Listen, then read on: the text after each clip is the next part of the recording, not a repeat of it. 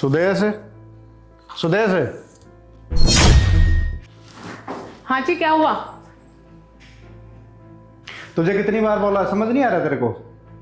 एक तो इसकी बीमारी पे इतना खर्चा लगने लग रहा है, ऊपर से इसकी पढ़ाई। मैंने कई बार बोल दिया इसको मत पढ़ने दिया करो, मैं कमाने वाला अकेला हूं, मुझसे इतना खर्च नहीं उठाया जा रहा। निक्की, तेरे को कितनी बार बोला है मैंने, जब तेरे पापा आए तो घर का काम कर लिया कर। खुद भी डांट खाती है, मेरे को भी खिलवा देती है डांट।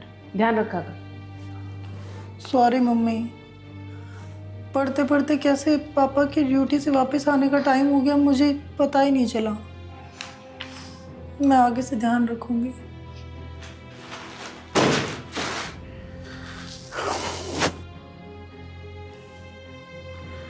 भगवान ने भी पता नहीं हमारे साथ क्या अन्याय किया है। एक औलाद दी, उसके भी दिल में छेद है, और दूसरी कोई औलाद भी नहीं दी। इससे अच्छा तो ये होता कि ये होते ही मर जाती, हम तो बगैर औलाद ही रह लेते।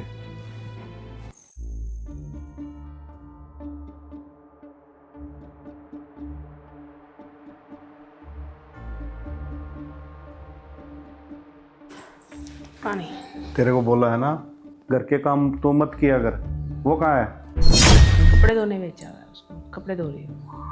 ठीक है, अच्छी बात है, घर के काम सिखाओ उसको सारे। सुनो, आपको एक गुड न्यूज़ दूँ?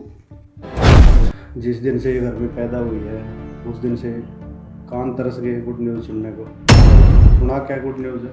देखो, मैं आपको ना ये कह रही थी, अपनी निक्की को जो हार्ट की दिक्कत है उसके लिए इंडिया में इलाज नहीं था, बट अब इलाज आ गया। देखो, ये लेटर भी आया है, हमने सर्च भी करा था इस चीज़ को। यहाँ से आया कंफर्मेशन लेटर कि हाँ, इसका इलाज हो सकता है, पॉसिबल। ये लेटर मेरे पास भी आया हुआ, मैंने देख लिया। आपको पता भी है इस बीमारी पे कितना खर्चा लगता है। अब हमारे पास बचा ही कहाँ है, अब मैं अपने आप को भेज दूँ क्या? अरे आपने टेंशन मत लो, गुड न्यूज़ ये नहीं थी जो मैं दिखा रही थी कि ये इलाज आ गया है। गुड न्यूज़ एक्चुअली ये थी, अपने निक्की का ज्वाइनिंग लेटर आया है। Joining letter? हाँ जी, ज्वाइनिंग लेटर। ये गुड़गांव में सबसे बड़ी कंपनी में जॉब लगी है निक्की की।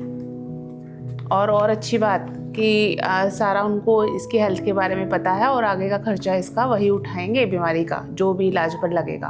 एक बात बताओ, ये इतनी पढ़ी कब? मैंने तो इसको कभी पढ़ने नहीं दिया। आपकी बात ठीक है, आपके हिसाब से कभी नहीं पढ़ी, पर मैंने भी कभी इसको घर का काम नहीं करने दिया। इसका पूरा समय जितना जब भी आप बाहर रहते थे तो मैंने इसको पढ़ने पे ध्यान दिया, और बच्चे का भी ध्यान था उधर की तरफ। ये सिर्फ एक पढ़ाई ही एकमात्र ऐसा साधन थी जो उसकी कमी को छुपा सकता था, जो उसके आत्मविश्वास को बनाए रख सकता था। अभी कामयाब हुई ना बच्ची अपनी, तो ये तो हमारी ड्यूटी है। आप भले ही कितना गुस्सा करते रहो, लेकिन जो सही है उसको संयम के साथ निर्णय लेना चाहिए, और बच्चे को जो वो चाहता है ग्रोथ करना, उसको वो करने देना चाहिए। क्या हुआ है भाई? हैं? अब तो खुश होना चाहिए। अब इसमें क्या दिक्कत है? आपको कोई पैसा ही नहीं लग रहा है? मेरी तो सारी उम्र निकल गई इसकी बीमारी के खर्चे में, इसकी पढ़ाई के खर्चे में, और अब ये कह रहे कि ठीक हो जाएगी, फिर इसकी शादी होगी तो शादी का खर्चा। और क्या भरोसा है, शादी के बाद भी ये हमें कुछ खर्चा देगी? ये ससुराल वालों को ही देगी सारा खर्चा। नहीं पापा, आप गलत सोच रहे हैं। मैंने इतनी पढ़ाई इसलिए नहीं करी कि मैं कल को अपना घर बसा लूँ, बल्कि मैं तो इसलिए पढ़ती थी कि मम्मी ने हमेशा मुझे मोटिवेट ही किया है कि बेटा, अगर इस बीमारी से तू जीत सकती है तो बस एक पढ़ाई ही ऐसा ज़रिया है। और देखो ना पापा, आज ये सच भी हो गया।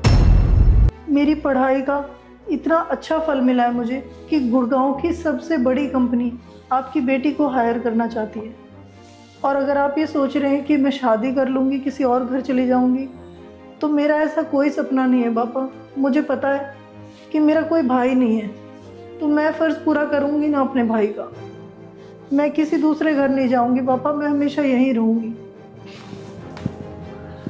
बेटा, मुझे एहसास हो रहा है कि मैंने बहुत बड़ी गलती की है। आज तूने मेरी आंखें खोल दी।